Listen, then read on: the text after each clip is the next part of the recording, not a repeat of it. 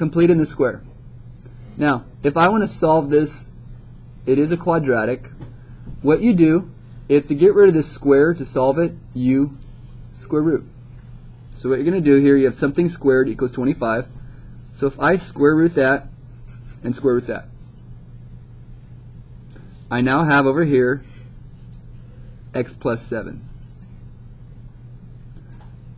Over here, we have, what's the square root of 25? 5. But don't forget plus or minus. Remember, whenever you square root both sides, you get a plus or minus on the number. Don't worry about it over here because this is an equation kind of thing.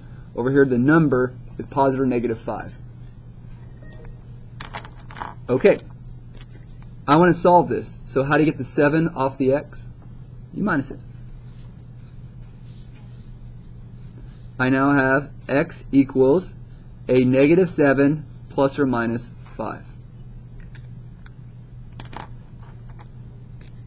I have a negative 7 and a plus or minus 5. So you have two answers here. You have x equals negative 7 plus 5, and you have x equals negative 7 minus 5. So for this one, you get negative 2. For this one, you get negative 12. Negative 2 plus 7 is 5. Is 5 squared equal to 25? Yes. Negative 12. Is negative 12 plus 7 negative 5? Is negative 5 squared give you 25? Yes. Those are my answers. This is a step. This is actually not completing the square, but this is the part of completing the square, the first beginning idea. Here we go. We're going to use completing the square. It's kind of weird to get used to, but here's how we do it. We do the x squared minus 8x, and we don't actually set it equal to 0 anymore. What we do is we actually want to get the x squared and the x by itself, and then what we're going to do is we're going to add something to both sides. So basically we want to put the number on the other side, and we're trying to find a number to add to both sides. Now, how do we find the number we're going to add to both sides? We want to make this a perfect square trinomial. So I want this to be a perfect square, and basically what you do is you take the negative 8 here, this number, you're going to take negative 8, divide it by 2, and square it. It's a process of taking the b value, halving it, and squaring it. So negative 8 divided by 2 is negative 4. Negative 4 squared is 16. So what I'm going to do is I'm going to get 16 on both sides. I can add a number to both sides, and that number I'm choosing is 16. How I found 16 again is I took this, halved it, and squared it. Now, you'd be like, okay, what's the point of that? Well, here's the point. If I now take this piece right here and factor it, I got 16 and negative 8. My two sides are negative 4 and negative 4.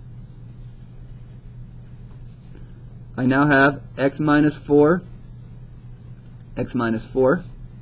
And over here, when you add these two, you now have negative 4. How can we write x minus 4, x minus 4? I can write that x minus 4 squared.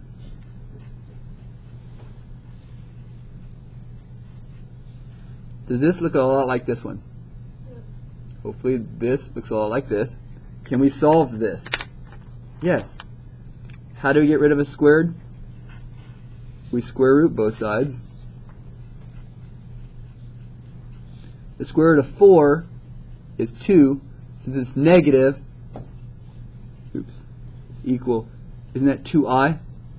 Negative means it's I. The square root of 4 is 2. Add the 4 over.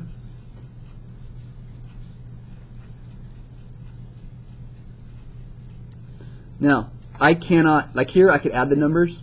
These are two imaginaries. One is 4 plus 2i, one is 4 minus 2i. Those are my two answers. They're imaginary answers. There they are. Again, instead of setting this equal to 0 and factoring, we get the x squared and x by itself, and we leave the number on this side, add something to both sides. We got that by halving and squaring the b value. Then we factor, and when we factor, you're always going to get a squared. Hint the word completing the square. You completed by bringing the 16 in a square. You're creating a square out of it, a square polynomial, a perfect square trinomial. Then once you square root both sides, you can solve it.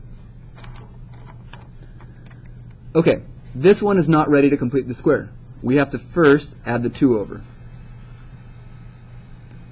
And once we do that, we have x squared plus 10x plus blank equals 14 plus blank. Now again, once we move that over, we want to now find a number here and a number here so that the left side is a nice perfect square trinomial. Now by the way, 12 plus 2 is 14. Okay, how do we find this blank number? Well, you take the 10, you half it, and you square it. 10 divided by 2 is 5. 5 squared is 25. So you're going to put 25 in both spots.